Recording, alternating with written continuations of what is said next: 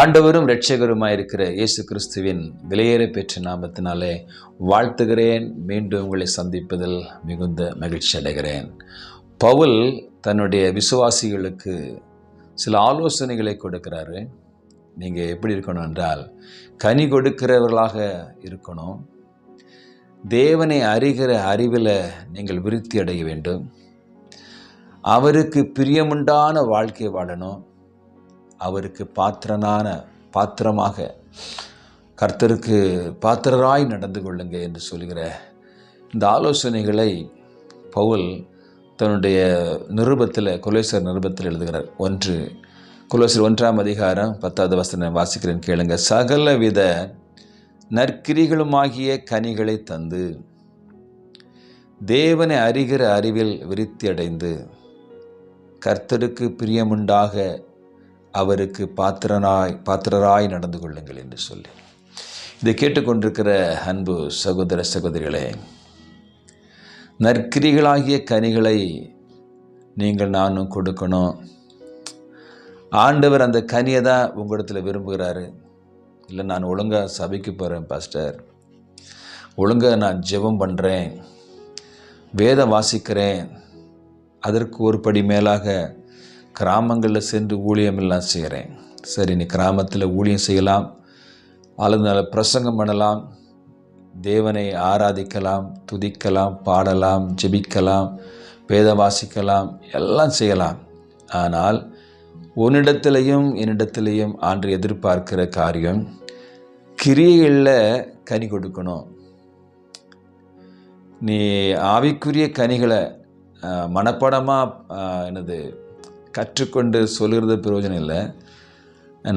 ஒன்று கிரிகள் கனி உள்ள ஜீவிதமாக இருக்கணும். இப்போ உங்களை பார்க்குறவங்க, என்னை பார்க்குறவங்க என்ன சொல்லுவாங்க தெரியுமா? அந்த சகோதரன் நல்ல ஒரு கீழ்ப்படிதல் உள்ள சகோதரன், அவனுடைய பேச்சு, குணம், செயல்கள் எல்லாம் ஒத்து வருது என்று சொல்லி மற்றவங்க உங்களை குறித்து அந்த தம்பியா, நல்ல தம்பி பிரதர், அவன் நல்ல ஒரு கீழ்ப்படுத்தியுள்ள மகன், நல்ல ஆண்டுக்குள்ளால் வளர்ந்துருக்கிறான். ஏனென்றால் சோபத்தில் அல்லது கிரியைகளில் அந்த கனியை வெளிப்படுத்துகிறான். இதை தான் என்ன செய்கிற ஆண்டவரும் விரும்புகிறார். நல்ல கனி கொடுக்காத மரங்கள் வெட்டுண்டு அக்கினியில் போடப்படும். நல்ல கனி கொடுக்கிற மரம் எதுவோ அது சுத்தம் செய்யப்பட்டு இன்னும் அநேக கனிகளை கொடுக்கும்படியாக கர்த்தர் என்ன செய்வார், அதை பாதுகாப்பார். எனவே நீங்கள் கனி கொடுக்கிற நற்கிரிகளாகி நல்ல கனிகளை நீங்கள் கொடுக்கணும்னு ஆண்டவர் விரும்புகிறார். யோவான் சுவிசேஷம் 15ஆம் அதிகாரம் 8 வாசிக்கும் பொழுது, நீங்கள் மிகுந்த கனிகளை கொடுப்பதினால் என் பிதா மகிமைப்படுவார், எனக்கும் சீசராக இருப்பேர் என்று சொல்லி இயேசு சொல்லுகிற வார்த்தை. நீங்கள் மிகுந்த கனிகளை கொடுக்கறதுனால யார் மகிமைப்படுவார் என்றால் பிதா மகிமைப்படுவார். அது மாத்திரமல்ல, நீ எனக்கு சீசராக இருப்பீர்கள். எனக்கு விசுவாசியாக இருக்கிறோம், ஆனால் சீசர்களாக மாற வேண்டும். நீ சீசர்களாக்கி பிதா குமாரன் பரிசுத்த ஆவியின் நாமத்தினாலே ஞானஸ்தானம் கொடுங்கள். இன்றைக்கு ரட்சிக்கப்பட்டிருக்கிறோம், மனம் திரும்பி இருக்கிறோம், விசுவாசிகளாகவே சபையில் வருஷங்களாக ஆராய்த்து கொண்டிருக்கிறோம். ஆனால் ஆண்டவர் விரும்புகிறது நீ சீசனாக மாற வேண்டும். சீசன் என்பவன் எதையும் சகிக்கிறவனாக, எதையும் தாங்கிறவனாக, கிறிஸ்துவினுடைய சுவாபத்தை புரிந்தவனாக. பவுல் சொல்லும் பொழுது, கிறிஸ்துவின் ஜீவன் எனக்குள் இருக்கிறது, எனக்குள் மறைந்திருக்கிறது. எனவே நான் அல்ல, கிறிஸ்துவே வெளிப்படுவார். இதுதான் சீசனுடைய ஒரு குவாலிட்டி அல்லது ஸ்தானம். இனி நான் அல்ல, கிறிஸ்துவே என்னில் வெளிப்படுவார். கிறிஸ்துவின் ஜீவன் எனக்குள் மறைந்திருக்கிறது. என் அன்பு சகோதர சகோதரிகளே, பவுல் ஆண்டவரை சந்தித்த பின்பு ஆண்டவருக்காக வைராக்கியம் பாராட்டினார். பாருங்க, இனி நான் அல்ல, பழைய சோபமுள்ள இந்த பவுல் அல்ல, சவுலாக இருந்த அந்த பவுல் அல்ல, கிறிஸ்து எனக்குள் மறைந்திருக்கிறார். அந்த சோபம் அவருடைய குணாதிசயம் எனக்குள் இருக்கிறது. அப்படி என்றால் கிறிஸ்து கனி கொடுத்தது போல, பிதாவை மகிமைப்படுத்தினது போல, எந்த காரியத்தை இயேசு கிறிஸ்து இந்த பூமியில் வாழ்ந்த நாட்களில் செய்தாலும் எல்லா காரியத்திலையும் பிதாவிடத்தில் தான் ஜெபிப்பார். பிதாவே கனப்படுத்துவார். என்னை நல்லவன் என்று சொல்வானேன், பிதா ஒருவரை தவிர நல்லவன் அல்ல, ஒருவரும் இல்லை என்று சொல்லி எப்போதுமே பிதாவை மகிமைப்படுத்துகிறவராய், பிதாவை கனப்படுத்துகிறவராய் அவருடைய செயல்களில் காணப்பட்டது போல பவுல் சொல்கிறாரு, இனி நான் அல்ல, பழைய மனுஷன் அல்ல, கிறிஸ்துவே எனக்குள் வாழ்கிறார். கிறிஸ்து நமக்குள் வாழ்வார் என்றால் கிறிஸ்துவனுடைய மன்னிப்பு, கிறிஸ்துவனுடைய சகிப்புத்தன்மை, கிறிஸ்துவனுடைய சுவாபங்கள், அன்புகள், குணங்கள், இவைகளெல்லாம் என்ன செய்யும்? உங்களிடத்திலிருந்து என்கிட்டருந்து வெளிப்படும். இதுதான் கனி கொடுக்கிற அனுபவம். இந்த கனிகளை தான் ஆண்டவர் விரும்புகிறாரு. இந்த நீங்கள் அல்லது நான் மிகுந்த கனிகளை கொடுப்பவனாக இருப்பான் என்றால் பிதா என்ன செய்வார்? மகிமைப்படுவார். அப்படின்னா மிகுந்த கனிகள் என்னது?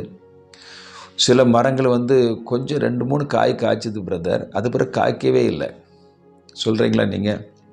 இந்த மாமரம் 1-2 தான் என்ன செய்யுது? ஒரு சீசனில் 1-2 பழங்களை தருது, அது பிறகு சும்மா தான் நிற்குது, ரொம்ப கனி கொடுக்கல. சில சொல்லுவாங்க, இது பாருங்கள் எந்த நாட்கள்லையும் கனி கொடுக்குது. எங்கள் வீட்டில் ஒரு மாமரம் நின்றுது, அதை இப்போ வெட்டிட்டோம், சர்ச்சு கட்டில் வெட்டிட்டோம். பாருங்கள், அந்த மாமரம் மற்ற நிறைய மாமரம் நின்றுது, 4-5 இருந்தது. ஒரு மாமரம் எல்லா சீசன்லேயும் கனி உண்டு. எப்போது போனாலும் அந்த மாமரத்தில் மாங்கனிகள் எப்போதும் இருக்கும். ஆனால் ஒரு சில மரம் இருந்தது எனக்கு, அது 1-2 தான் காய்க்கும். ஆனால் ரொம்ப அடர்த்தியாக வளர்ந்துருந்தது, நல்ல உயரமாக வளர்ந்துருந்தது. ஆனால் ஒரு சில கனிகளை தான் அந்த சீசனில் கொடுக்குது. இங்கே பாருங்கள், அழகாக சொல்லப்படுது, நீங்கள் மிகுந்த கனிகளை கொடுப்பதினால். அப்படின்னு என்ன அர்த்தம் தெரியுமா? நான் நல்லா தான் இருக்கேன் பிரதர், அன்னைக்கு பாருங்கள் நான் அந்த காரியத்தை செய்தோம்ல, நான் தப்பு பண்ணேன்னா, நல்லா தானே போயிட்டு வந்தேன், நல்லா தானே செய்தேன், நல்லா தானே பேசினேன். அந்த ஒன்று இல்லை, ஒரு காரியத்தில் நற்கிரிகள் இல்லை, நீ வாழ்நாள் முழுவதுமாக உன் நற்கிரியல்னால கனி கொடுக்கணும், உன் செயல்களினால் கனி கொடுக்கணும் என்பது தான் ஆண்டவர் விரும்புகிறார். முதலாவது இந்த ஜீவியத்தை எங்கே ஆரம்பிக்கணும் தெரியுமா? உங்கள் வீட்டில் ஆரம்பிக்கணும். வீட்டில் இருக்கிற நீங்கள் அல்லது உங்கள் குடும்பத்தில் இருக்கிற மற்றவங்கள் மத்தியில் நற்கிரிகளாகிற கனிகளை தந்து கொடுக்கணும். மனைவி ஆனவள் தன் புருஷனிடத்தில் நடந்து கொள்கிற அந்த நடக்கை நிமித்தமாக ஒரு கனி உள்ள ஜீவத்தை வெளிப்படுத்துகிறாள். அந்த ஒரு வீட்டுக்கு போகிற ஒரு சகோதரி, அது ஒரு பெண் தன் வாழ்ந்த வீட்டிலுடைய அந்த பெருமையை சேர்க்கிறாள். நல்ல அந்த பிள்ளைய பெற்றோர்கள் வளர்த்துருக்கிறாங்க, ஒரு கீழ்ப்படிதல் உள்ள பிள்ளையாக நடத்திருக்கிறாங்க என்று சொல்லி இந்த பெற்றோர் என்ன செய்வாங்கன்னா, அந்த வீட்டில் இருக்கிற அந்த கணவனும் அந்த மாமியாரும் மாமனாரும் அங்கே இருக்கிற மற்றவங்களும், நல்ல ஒரு சகோதரி, என்னுடைய மனைவி நல்லவள், என்னுடைய மருமகள் நல்ல குணஸ்தாலி, நல்ல கனிகளை கொடுக்கிறார், பெற்றோர்கள் அவங்களை அப்படி அழகாக வளர்த்துருக்கிறாங்க என்று சொல்லி பெற்றோரை மகிமைப்படுத்துவாங்க, பெற்றோரை கனப்படுத்துவாங்க, பெற்றோரை புகழ்வாங்க. அதே போல தான் நீங்களும் நானும் நல்ல கனிகளை கொடுக்கறதுனால நம்முடைய தேவன், பிதாவாகிய தேவன் மகிமை அடைவார். அது மாத்திரமல்ல, இயேசு கிறிஸ்து சந்தோஷப்படுவார். தூய ஆவியானவர் நம்மோடு கூட தங்கியிருக்க விரும்புவார். கனி கொடுக்காத ஒரு துன்மார்க்கனோடு கூட பரிசுத்த ஆவி தங்கியிருக்க மாட்டார். எப்போது அவன் துன்மார்க்கத்துக்கு போயிட்டானோ அப்பொழுது இந்த பரிசுத்த ஆவியினர் அவனை விட்டு விலகிடுவார்.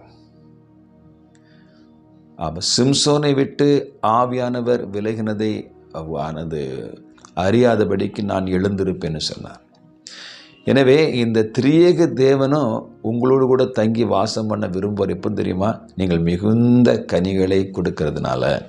எனவே உங்கள் வீட்டில் முதலாவதாக கனி கொடுக்கிற ஒரு ஜீவியத்தை வாழ்வதற்கு முதலாக பயிற்சி எடுங்க. எப்படி?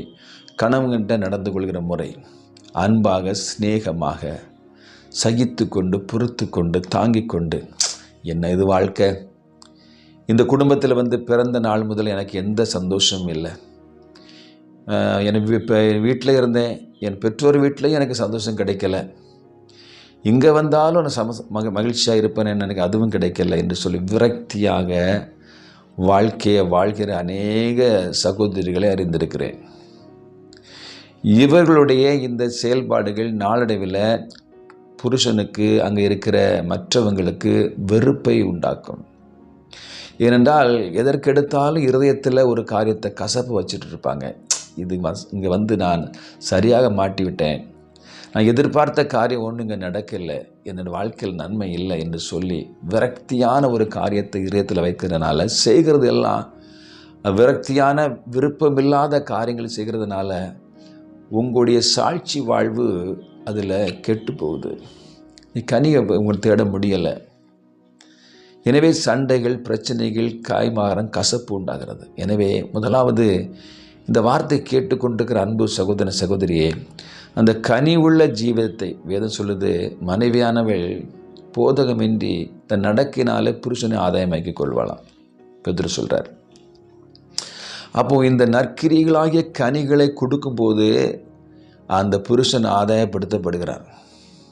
சில குடும்பங்களில் பார்க்குறேன், சில மனைவியாளுடைய சில நற்கிரிகளை குணங்களை கண்டு அநேக புருஷன்மார் இயேசு கிறிஸ்து ஏற்றுக்கொண்டிருக்கிறாங்க.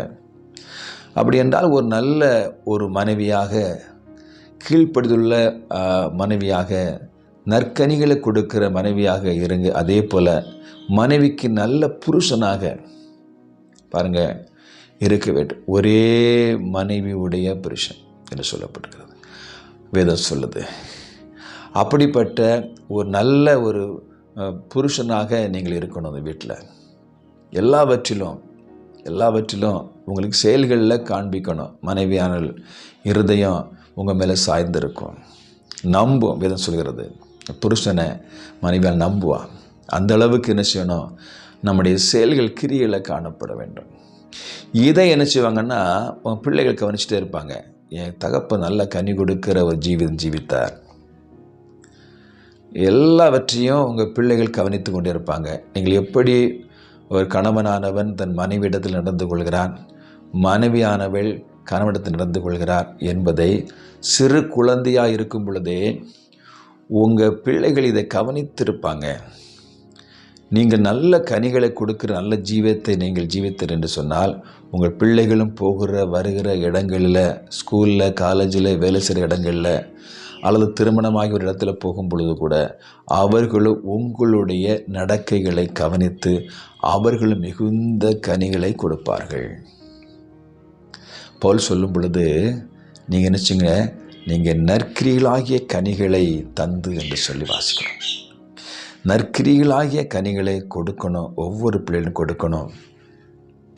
இதை என்ன செய்தார், பிதானவர் இதை விரும்புகிறாரு, இயேசு கிறிஸ்து விரும்புகிறாரு, தூய ஆவியானவர் விரும்புகிறாரு. இவர்கள் எல்லோரும் நம்மளுக்கு உள்ளத்தில் வாசம் பண்ண விரும்புகிறார். எனவே தான் கிறிஸ்துவுக்குள் என் ஜீவன் மறைந்திருக்கிற அவருக்குள் நான் அல்ல, கிறிஸ்துவே என்னில் வெளிப்படுவார். அப்படி கிறிஸ்துவனுடைய சுவாபம், அன்புகள் நம்மளுக்குள்ளே இருக்கும் பொழுது அந்த சுவாபந்தான் வெளிப்படும், மற்றவங்களை ஆசீர்வதிக்கதான் இருக்கும், காயப்படுத்தாது ஒரு நாள். பாருங்க, வேத பகுதியை வாசிக்கிறேன் கேளுங்க. யோவான் சுவிசேஷம் 15:16 நீங்கள் என்னை தெரிந்து கொள்ளவில்லை, நான் உங்களை தெரிந்து கொண்டேன். நீங்கள் என் நாமத்தினாலே பிதாவை கேட்டுக்கொள் எதுவோ அதை அவர் உங்களுக்கு கொடுக்கத்தக்கதாக நீங்கள் போய் கனி கொடுக்கும்படி உங்கள் கனி நிலைத்திருக்கும்படிக்கும் நான் உங்களை ஏற்படுத்தினேன். என் அன்பு சகோதர சகோதரிகளே, ஆண்டவர் நம்மளை தெரிந்து வைத்திருக்கிறார், மறந்துடக்கூடாது. நீங்கள் சபையில் ஆராதிக்கிற பிள்ளைகளாக இருக்கலாம், அல்லது சபையில் ஆராதிக்காதவர்களாக இருக்கலாம். இதை பார்த்து கொண்டிருக்கிற யாராக இருந்தாலும் சரிதான். ஆண்டவர் உலக தோற்றத்திற்கு முன்பாக உங்களை தேர்ந்தெடுத்திருக்கிறார். ஆனால் ஒருவேளை நீங்கள் கொஞ்ச காலம் உலகத்தோடு கூட வாழ்ந்து விட்டு குறிப்பிட்ட நாட்கள் வரும் பொழுது தேவனோடு கூட உறவை ஏற்படுத்தி தேவனோடு நடந்து கொண்டிருக்கிறீங்க. சிலர் இன்னுமே உலகத்தோடு கூட தான் வாழ்ந்து கொண்டே இருக்கிறாங்க. அவன் உலகத்தோடு வாழ்ந்து கொண்டிருக்கிறவர்களையும் கர்த்தர் தெரிந்து கொண்டிருக்கிறார். அவர் எல்லாரையும் தெரிந்து வைத்திருக்கிறார், எல்லாரையும் நேசிக்கிறார், எல்லாரும் மேல் அன்பாக இருக்கிறார். அவர் ஒரு நாள் அவர்களையும் இந்த அன்புக்குள்ளால் இழுத்து கொண்டு வருவார். பாருங்கள், நீங்கள் என்னை தெரிந்து கொள்ளவில்லை, நான் உங்களை தெரிந்து கொண்டேன். நீங்கள் என் நாமத்தினாலே பிதாவை கேட்டுக்கொள்கிறது எதுவோ அதை அவர் உங்களுக்கு கொடுக்கத்தக்கதாக. நாம் கேட்குற எல்லா ஜெபங்களும் நமக்கு பதில் வர வேண்டுமானால் நீங்கள் பாருங்கள், நீங்கள் போய் கனி கொடுக்கும்படி, உங்கள் கனி நிலைத்திருக்கும்படிக்கும் நான் உங்களை ஏற்படுத்தினேன். எனவே ஆண்டவர் நம்மளை எதுக்கு ஏற்படுத்தியிருக்கிறாரு? நம்ம கனி கொடுக்கணும். நீங்கள் கனி உள்ள ஜீவத்தை ஜீவிக்கணும் என்பதற்காக. நாம் அப்படி கனிவுள்ள ஜீவத்தை ஜீவிப்போமானால் நாம் கேட்டுக்கொள்கிற அல்லது விண்ணப்பம் பண்ணுற ஜெபிக்கிற எல்லா ஜெபங்களுக்கும் உடனடியாக பரலோகத்திலிருந்து அந்த பதிலை தந்து உங்களை ஆசீர்வதிப்பார். நீங்கள் ஆசீர்வாதமாக இருப்பீங்க. நம்ம வாழ்க்கையை கவனிக்கிறாங்க பாருங்கள். ஒரு கம்பெனியில் அல்லது ஒரு இடத்துல வேலை பார்க்குற ஒருத்தன் நல்ல ஒழுக்கமாய் உண்மையாய் தேவனுக்கு பயந்து பொல்லாத வழிகளை விட்டு சாதாரணமாக ஒரு இடத்துல வேலை செய்கிறவனை முதலாளி கவனித்துட்டு இருப்பார். நல்ல பையன், ஒழுக்கமுள்ள பையன், சரியாக வருகிறான், கொடுத்த வேலை சரியாக செய்கிறான் என்பதை அறிந்து அந்த முதலாளி அந்த தொழிலாளி இடத்துல சிநேகம் வைத்து அவருக்கு வேண்டியது எல்லாவற்றையும் அதிகமாகவே கொடுப்பது பார்த்துருக்குமா? இல்லையா? பார்த்துருக்குறீங்க. ஏனென்றால் ஜீவிதத்தை பார்க்குறாங்க. அதே ஃபேக்ட்ரியில் அதே கம்பெனியில் அநேகர் வேலை பார்க்கலாம். அநேகருக்கும் அப்படிப்பட்ட சந்தர்ப்பங்கள் கிடைப்பது நல்லது, ஆனால் கிடைப்பது இல்லை. பாருங்கள், இதெல்லாம் கவனிக்கிறாங்க. நம்ம நினைக்கிறோம் நம்ம ஆண்டவர் பிள்ளையாக மாற்றப்பட்டிருக்கிறோம், நம்ம ரட்சிக்கப்பட்டோம், மனம் திரும்ப ஞானஸ்தானம் நடத்துகிறோம், சபைக்கு போகிறோம், பரலோகம் போயிடலாம். தவறு. உங்கள் ஜீவிதம், உங்களுடைய செயல்கள், நீங்கள் என்னென்ன காரியங்களை செய்து கொண்டிருப்பதை பரலோகம் கவனித்து கொண்டிருக்கிறது. நாம் செய்த நன்மைக்கும் தீமைக்கும் தக்கதான, நாம் செய்த கிரிகளுக்கு தக்கதான கைமாறு வருகிறது சீக்கிரம். அவன் செய்ததுக்கு தக்கதான பலனை பெற்றுக்கொள்ள முடியும். அவன் பரலோகம் கவனித்து கொண்டிருக்கிறது. யார் மிகுந்த கனியை கொடுக்குறாங்க, யார் இருதயத்துக்கு ஏற்றவனாக இருக்கிறார். பாருங்கள், தாவீதின் இருதயத்துக்கு ஏற்றவன் சொல்லுகிற அந்த தாவீது ஒரு காலத்தில் தேவனுக்கு விரோதமான பாவம் செய்தவன். துணிகரமான பாவத்திற்கு அடியானை விலக்கி காரம் ஜெபிக்கிறார். அப்படிப்பட்ட துணிகரமான பாவத்தை செய்த அதே தாவீது மனம் திரும்பி ஆண்டோடு நடக்க ஆரம்பிக்கிறார், கனிகளை கொடுக்கிறார். அதான் இருதயத்துக்கு ஏற்றவன் என்று சொல்லி கேட்டுக்கொண்டிருக்கிற அன்பு சகோதர சகோதரி, முதலாவது இந்த அதிகாரத்தில் 1ஆம் அதிகாரம் 10ஆம் வசனத்தில் 4 விஷயங்கள் இருக்கிறது. ஒன்று, நீங்கள் நற்கிரிகளாகிய கனியை கொடுங்க. இரண்டாவதாக, தேவனை அறிகிற அறிவில் என்ன செய்யணும்? நீங்கள் விருத்தி அடைய வேண்டும். தேவனுடைய அந்த அறிவுகள், தேவனை குறித்தான பாருங்கள், வேதம் சொல்கிறது. ஒரு வசனம் வாசிக்கிறேன், ஆபகுக் புஸ்தகத்தில். அதில் 2ஆம் அதிகாரம் 14 வாசிக்கிறேன், கேளுங்க. 14, சமுத்திரம் ஜலத்தினால் நிறைந்திருக்கிறது போல் பூமி கர்த்தருடைய மகிமை அறிகிற அறிவினால் நிறைந்திருக்கும் என்று சொல்லி. சமுத்திரம்னா தண்ணி இல்லாட்டா சமுத்திரம் சொல்ல முடியாது. சமுத்திரம் முழுவதுமாக தண்ணீர்னால் நிரம்பி இருக்கிறது. பார்க்குறது ரொம்ப அழகாக இருக்குது. பார்த்துக்கிட்டே இருக்கலாம் போல் இருக்கு இந்த கடலை. எத்தனை பேர் சொல்லியிருக்கிறீங்க? இதை பார்த்து கொண்டு சகோதரன் நான் சொல்லியிருக்கிறேன், எப்போவும் இந்த கடலை பார்த்துட்டு இருக்கலான்னு போல் இருக்குது. ஏன்டா நிறைந்திருக்குது, தண்ணீர்னால் நிறைந்திருக்கிறது, அலைகள் அடிக்கிறது, எங்கே பார்த்தாலும் ஒரு சந்தோஷம் மகிழ்ச்சி தருகிற பாருங்கள் அந்த சமுத்திரம். அதே போல் பாருங்கள், பூமி கர்த்தருடைய மகிமையை அறிகிற அறிவினால் நிறைந்திருக்கும். எப்படி சமுத்திரம் அந்த ஜலத்தினால் நிறைந்திருக்கிறது, தண்ணீர் நிறைந்திருக்கிறதோ, அதே போல் இந்த பூமி கர்த்தரை அறிகிற அறிவினால் நிறைந்திருக்கணும். எத்தனை பேருக்கு விருப்பம் பாருங்கள், தேவனை இன்னும் அறியணும், இன்னும் உம்மை அறியணுமே, இன்னும் உம்மை அறியணுமே, இன்னும் கிட்டி சேரணுமே, இன்னும் கிட்டி சேரணுமே. ஃபாதர் அழகாக பாடியிருக்கிறார். ஆனால் இன்னும் அறியணும், இன்னும் அறியணும். என்ன பாருங்கள், தேவனை குறித்தான சரியான புரிதல் நமக்கு இல்லாதனால தான் சிலரங்களை டவுட்லேயே ஜெபிக்கிறோம். இதை செய்வதற்கு பாருங்கள், ஒரு வந்து ஆண்டோட ஜெபிக்க வராங்க. ஒரு குருடன் அல்ல குஷ்டரோகியம் ஜெபிக்க வராங்க. ஆண்டவரே, சித்தம் உண்டு என்றால் சுத்தமாக்கும். ஆமேன். ஆண்டு சொன்னாங்க, எனக்கு சித்தம் உண்டு சுத்தமாக்கு என்று அற்புதம் செய்கிறார். அப்போது இந்த ஜெபத்தை நீங்கள் ஜெபிக்கிறீங்க, இது செய்வாரா செய்ய மாட்டாரா டவுட்டில் தான் ஜெபிக்கிறீங்க. ஆனால் தேவனை அறிகிற அறிவில் நீங்கள் விருத்தி அடைந்திருப்பீர்கள் என்றால், ஆண்டவர் யார், எப்படிப்பட்டவர்? சர்வ வல்லமுள்ள தேவன், மகத்துவமுள்ள தேவன். அவரால் செய்ய முடியாத அதிசயமான காரியம் ஒன்றுமில்லை. இல்லாதவையிலிருந்து உருவாக்கின தேவன் உங்களை என்னையும். அப்படிப்பட்ட சர்வ லோகத்தின் அதிபதியாக இருக்கிற தேவனை நம்ம அறியாதனால சில நேரங்களில் ஐயோ என்று சொல்லி வேற ஒரு ஆப்ஷனுக்கு போகிறோம். வேறு ஏதாவது வழியில் ரெமெடி கிடைக்குமா என்னுடைய பிரச்சனைக்கு, என் வியாதிக்கு, என் கடனுக்கு, என் கஷ்டத்துக்கு, என் மகனுடைய வாழ்க்கையில், என் பிள்ளை வாழ்க்கையில் இருக்கிற இந்த காரியங்களுக்கு வேறு ஏதாவது ஆலோசனையோ வேறு ஏதாவது ஒரு காரியமோ எனக்கு கிடைக்குமா என்று சொல்லி இந்த தேவனை மறந்து வேறு காரியத்தில் ஈடுபடுறோம். சிலர் வந்து அந்நிய மார்க்கத்திலேயே போயிடுறாங்க. அந்நிய காரியங்களுக்குள்ளால் போய் எப்படியால் இதற்கு ஒரு பதில் உண்டா என்று சொல்லி தேடுறாங்க. இவங்க என்ன செய்தாங்கன்னா, தேவன் யார் என்பதை புரிந்து கொள்ள முடியலை.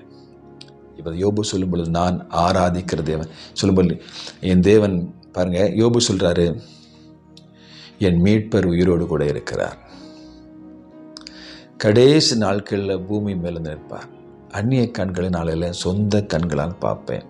இதுதான் யோபு தேவனை குறித்து நன்றாகவே அறிந்திருக்கிறார். அவர் கொன்று போட்டாலும் அவர் நம்பிக்கை இருப்பேன்.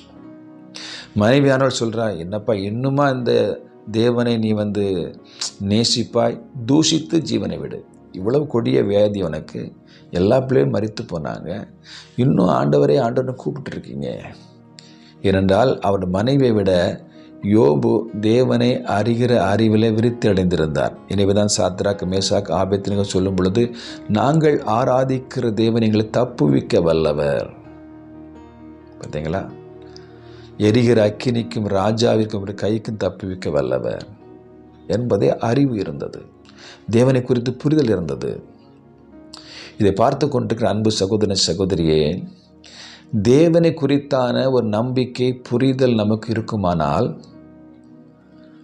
நம்ம வந்து டிஸ்டர்ப் ஆக வேண்டிய அவசியம் இல்லை, கவலைப்பட வேண்டிய அவசியம் இல்லை. எல்லாம் பார்த்துக்கணும். என் தகப்பன் இருக்கிறார் ஐயா, என் தகப்பன் எல்லாம் பார்த்துருவார். அலைய மாட்டேங்க, மனம் பதற மாட்டேங்க, குழப்பமே வராது. என் தகப்பன் பார்த்துருவார். ஏன்னா என் தகப்பனை பற்றி தெரியும்.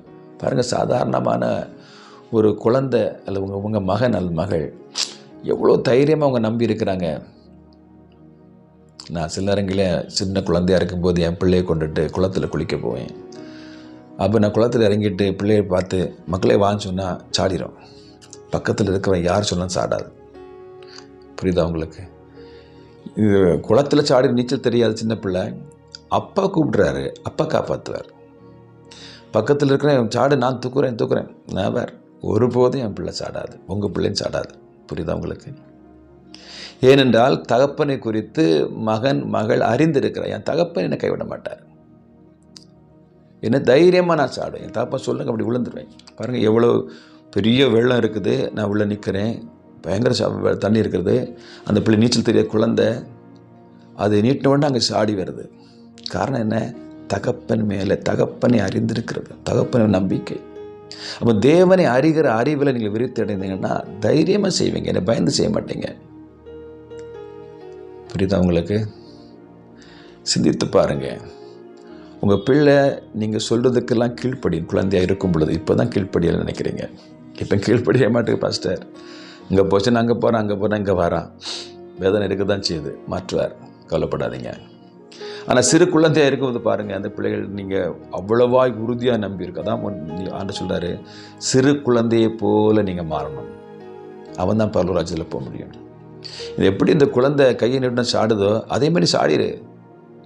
ஆனால் பெருசாக வந்து வாலிபன் அந்த மாதிரி நீர் விட்டுருவாரு, உமக்கு பலவீனம், என்ன காப்பாற்றப்படுறாரு, நான் என்ன காப்பாற்றிக் கொள்ள முடியும், எனக்கு பலன் இருக்குது, வயசு இருக்குது, எனக்கு படிப்பு இருக்குதுன்னு சொல்லியிருப்போம்.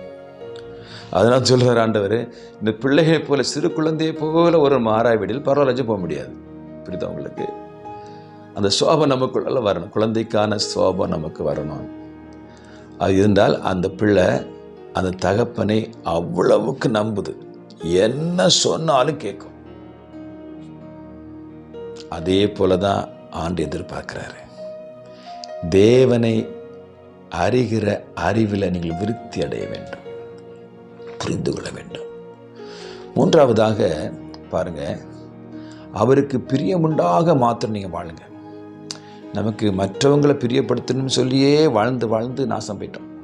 அவனை பிரியப்படுத்தணும், அவன் என்னை பார்க்கணும், என் ட்ரெஸ்ஸை பார்க்கணும், இப்போ நான் என்னுடைய அந்தஸ்தை பார்க்கணும், என் அழகை பார்க்கணும் என்று சொல்லி மற்றவங்களை பிரியப்படுத்துறதுலையே நம்ம என்ன செய்கிறோம், வாழ்ந்து வாழ்ந்து நம்ம நாசமாக போயிட்டோம். நீ உனக்கு தேவனுக்கு பிரியமுண்டாக வாழுங்க. கர்த்தர் உன் ட்ரெஸ்ஸில், உன்னுடைய செயல்களில், உன் எண்ணங்களில் பிரியப்படுறாரா? தேவன் உன்னைய பிரியமாக வச்சு அதான் கர்த்தரை பிரியப்படுத்துங்க. இல்லை உங்கள் புருஷனை பிரியப்படுத்துங்க. முதலாவது புருஷனை பிரியப்படுத்துங்க. புருஷன் விரும்புகிறத நீங்கள் செய்யுங்க, மனைவி விரும்புறதை நீங்கள் செய்யுங்க, பிள்ளை விரும்புகிறத நீங்கள் செய்யுங்க, பிள்ளைகள் பெற்றோர்கள் விரும்புகிறத செய்யுங்க. அப்போது அது பிறகு தான் வரும் உங்களுக்கு தேவனை பிரியப்படுத்த நீங்கள் நடந்து கொள்ளுங்கள். கர்த்தருக்கு பிரியமாக நீங்கள் வாழுங்க. பாருங்கள், 1 தெசலோனிக்கர் 2ஆம் அதிகாரம் 4வது வசனம் வாசிக்கிறேன், கேளுங்க. 2:4. சுவிசேஷத்தை எங்களிடத்திலே ஒப்புவிக்கத்தக்கதாய் தேவன் எங்களை உத்தமர் என்று எண்ணினபடியே நாங்கள் மனுஷனுக்கு அல்ல, எங்கள் இருதயங்களை சோதித்தருகிற தேவனுக்கே பிரியமுண்டாக பேசுகிறோம். எங்கள் இருதயங்களை சோதித்தருகிற தேவனுக்கே பிரியமுண்டாகும்படி பேசுகிறோம். பாருங்கள், பவுல் சொல்கிறாரு, நான் எங்களுக்கு பிரியமான காரியங்களை நாங்கள் பேசுகிறதில்ல, நயவஞ்சகமாக பேசுவதும் இல்லை. இந்த வார்த்தையினால் தேவன் பிரியப்படுவாரா? அதற்கு தான் அந்த பிரியமுண்டாக தான் நடந்து கொள்கிறோம். பாருங்கள், கலாத்தியர் புஸ்தகத்தில் 1ஆம் அதிகாரம் 10 வாசிக்கும் பொழுது, இப்பொழுதும் நான் மனுஷரையா தேவனையா யாரை நாடி போதிக்கிறேன்? மனுஷரை பிரியப்படுத்த பார்க்கிறேன். நான் இன்னும் மனுஷரை பிரியப்படுத்தினா இருந்தால் நான் கிறிஸ்துவின் ஊழியக்காரன் அல்லவே. ஒரு ஊழியக்காரன் மனுஷனை பிரியப்படுத்தும்படியாக பேசினா அவன் பிசாசனுடைய ஊழியக்காரன், தேவனுடைய ஊழியக்காரன் அல்ல. அவன் பேச்சு செயல்களெல்லாம் தேவனை தான் காணிச்சிட்டு இருக்கணும். இல்லை என்னை பாரு, உனக்கு அற்புதம் நடக்கும், என்னை ஃபாலோ பண்ணு, ஒன்றும் நடக்காது. என்னையும் ஃபாலோ பண்ணுறாங்க, ஒன்றும் நடக்காது. இயேசு ஃபாலோ பண்ணுங்க. நானும் உங்களை போல மனுஷன்தான். அப்போ கிறிஸ்துவை தான் வெளி காணிக்கணும், கிறிஸ்துவை நீங்கள் நோக்கி பார்க்கணும். பாருங்கள், அழகாக சொல்கிறாரு, நாங்கள் மனுஷன் அல்ல, தேவனையே பிரியப்படுத்துகிறோம். அப்படி மனுஷனை பிரியப்படுத்தினா நாங்கள் கர்த்தருடைய ஊழியக்காரன் இல்லை. இதை பார்த்து கொண்டிருக்கிற அன்பு சகோதர சகோதரி, சிந்திங்க, நீங்கள் யாரை பிரியப்படுத்த வாழ்கிறீங்க? யாரை சந்தோஷப்படுத்த வாழ்கிறீங்க? என் முதலாளி சந்தோஷப்படுத்தும்படியாக நான் இருக்கிறேன், அல்லது எனக்கு பார்க்குற ஊருக்காரங்கள்லாம் சந்தோஷமாக இருக்கும்படி, அவரை பார்க்கும்படியாக என் வாழ்க்கையை மாற்று இல்லை. தேவன் பிரியப்படுகிற வாழ்க்கையாக வாழுங்க. அதுதான் ஆண்டவர் உன்னை உயர்த்துவதற்கு அடித்தளமான காரியம். எந்த மனுஷனையோ எந்த உலகத்தையோ நம்ம நபர்களையோ யாரையும் நீங்கள் அவர்கள் பிரியப்படுத்தணும், அவங்க மெச்சிக்கொள்ள வேண்டும், என்ன சொல்லிடுவாங்கன்னு சொல்லிட்டு அப்படி வாழாதீங்க. தேவன் உங்களுடைய பேச்சில், குணத்தில், காரியங்களில், செயல்களில் பிரியமாக இருக்காரா? அந்த பிரியத்தோடு வாழ்ந்து பாருங்கள், பெரிய ஆசீர்வாதத்தை உங்களுக்கு தருவார். கடைசியாக அவருக்கு பாத்திரராய் நடந்து கொள்ளுங்கள். எபேசியர் புஸ்தகம் 4ஆம் அதிகாரம் அதில் 1ஆம் வசனத்தை வாசிக்கிறேன், கேளுங்க. 4:1. ஆதலால் கர்த்தர் நிமித்தம் கட்டுண்டனாகிய நான் உங்களுக்கு சொல்லுகிற புத்தினவென்றால், நீங்கள் அழைக்கப்பட்ட அழைப்புக்கு பாத்திரராய் நடந்து. ஒவ்வொருவருக்கும் ஒரு அழைப்பு இருக்குது பிரதர். இப்போ நான் அந்த ஊழியத்தை செய்கிறேன். நானும் ஒரு தகப்பன் தான். தகப்பன் என்ற ஸ்தானத்தில் அழைப்பு இருக்குது. நான் தகப்பனுக்கு செய்ய வேண்டிய இந்த காரியத்தை செய்யணும். ஒரு குடும்பத்தில் ஒரு தலைவனாக இருக்கிறேன். என் மனைவிக்கு, என் பிள்ளைகளுக்கு செய்ய வேண்டிய கடமைகளை, பிள்ளைகளுக்கு செய்ய வேண்டிய காரியங்களை செய்யணும். அதுக்கு பிறகு ஊழியக்காரன், கர்த்தருடைய ஊழியக்காரன், அழைக்கப்பட்டிருக்கிற ஊழியம். அதில் நான் பாத்திரனாய் இந்த ஊழியம் குற்றப்படாதபடிக்கு கடைசி வரை இருக்கணும். அதனால் எனக்கு உடனே சொல்லுவாங்க, அழைக்கப்பட்டவனா நீ தான் அழைக்கப்பட்டிருக்கிற, நீ தான் பாஸ்டரு, நீ தான் சுவிசேஷகர், நீ தான் அப்போஸ்தலர், நீ தீர்க்கதரிசி. அழைப்பு அது வேற. இந்த பூமியில் பிறந்த எல்லாருக்கும் ஒரு அழைப்பு இருக்குது. அந்தந்த ஸ்தானத்தை புரிந்து கொண்டு அந்த அழைப்பில் நில்லுங்க. ஒரு கர்த்தர் நல்ல வேலையை கொடுத்தாரா, அந்த வேலையில் உண்மையாக இருந்து தேவனை மகிமைப்படுத்துங்க. ஒரு மனைவிக்கு நல்ல புருஷனாக இருந்து தேவனை மகிமைப்படுத்துங்க. கணவனுக்கு நல்ல மனைவியாக இருந்து தேவனை மகிமைப்படுத்துங்க. பெற்றோருக்கு நல்ல பிள்ளைகளாக இருந்து பெற்றோரை மகிமைப்படுத்துங்க, சந்தோஷப்படுத்துங்க. அந்த பாத்திரம் நடந்து கொள்ளுங்க. பெற்றோருக்கு நல்ல புத்திரியாக இருங்க. மாமிக்கு நல்ல மருமகளாக இருங்க. மருமகளுக்கு நல்ல மாமியாக இருங்க. இதுதான் உங்களுடைய அழைப்பு. இது என்ன செய்யுங்க, அதுக்கு பாத்திரவானாக நடங்க. இப்போ தகப்பன் ஸ்தானத்தை விட்டு இறங்கக்கூடாது, அது பாத்திரவான். மனைவி ஸ்தானத்தை விட்டு இறங்கக்கூடாது. பிள்ளைகள் அந்த ஸ்தானத்தில் இருக்கணும். மாமியார் அந்த ஸ்தானத்தில் இருக்கணும். மருமகள் ஸ்தானத்தில் இருக்கணும். அது பாத்திரனாக இருக்கணும். நீ எல்லாம் ஒரு மனுஷியா, இப்படியெல்லாம் திட்டுறிய, இப்படியெல்லாம் அடிக்கிறிய, இப்படியெல்லாம் கசப்பான காரியங்களை விதைக்கிறிய என்று சொல்லி மருமக வேதனைப்படுற அளவுக்கு நடந்து கொள்ளக்கூடாது.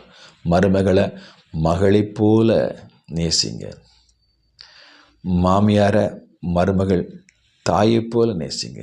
இந்த இருதயம் வரும் பொழுது அந்தந்த ஸ்தானத்தில் பாத்திரவானாய் நடந்து கொள்ள முடியும். இதுதான் கர்த்தர் நம்மிடத்தில் எதிர்பார்க்கிற காரியம். என் அன்பு சகோதர சகோதரிகளே, இந்த வார்த்தையை கேட்டுக்கொண்டு யாராலும் சரிதான், தேவனுக்கு பிரியமுண்டாக வாழுங்க. முதலாவது பாருங்க, இந்த வசனம் சொல்லுது, நற்கிரிகளாகிய கனிகளை கொடுங்க.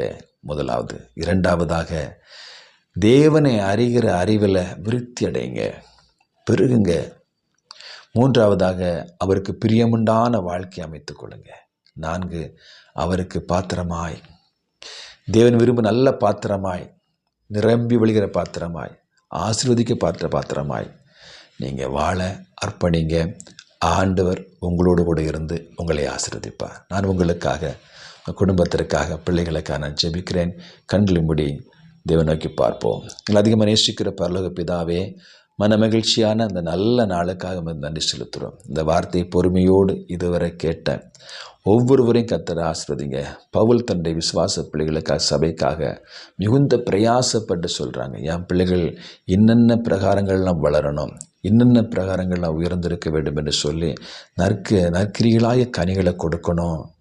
அவர்கள் என்ன தேவனை அறிகிற அறிவில் அவர்கள் வளரணும், தேவனுக்கு பிரியமுண்டான வாழ்க்கை வாழணும், பாத்திரனாக இருக்கணும்னு சொல்லி தன் ஊழியக்காரன் தன் விசுவாச பிள்ளைகளுக்காக அந்த மன்றாடி அந்த நிருபங்களை எழுதி அனுப்புகிற போது அதற்காக இடைவிடா ஜெபம் பண்ணி கொண்டிருக்கிறார். இதை பார்த்து கொண்டிருக்கிற அன்பு சகோதர சகோதரியே, நீங்களும் இந்த 4 காரியத்தில் அதிகம் வளர வேண்டும் என்பது பிதாவாகிய தேவனுடைய சித்தம், புத்திரனா இயேசு கிறிஸ்து சித்தம், தூய திரியேக தேவனை விரும்புகிறாரு. அப்படிப்பட்ட வாழ்க்கை வாழ்ந்தேன்னா முடிவில்லா ராஜ்யத்தில் தேவனோடு கூட இருக்கிறதற்கு ஆண்டவர் உதவி செய்வார். இதை கேட்டுக்கொண்டிருக்கிற ஒவ்வொருவரையும் கர்த்தர் ஆசீர்வதிங்க. கொடுத்த பிள்ளைகளை ஆசீர்வதிங்க. வியாதிகள், பலவீனங்கள், கடன் பாரங்கள், கஷ்டம் எல்லாவற்றையும் நீக்கி போடுங்க. தேவ கிருபையும் சமன் உண்டாயிருக்கும்படியாக மனமாற வாழ்த்தி ஆசீர்வதிக்கிறேன். தேவ கிருபை உண்டாயிருக்கட்டும். இயேசு கிறிஸ்து விலையேறப்பட்ட நாமத்தினாலே ஜெபிக்கிற நல்ல பிதாவே, ஆமேன், ஆமேன். God bless you. கர்த்தர் ஆசீர்வதிப்பாராக.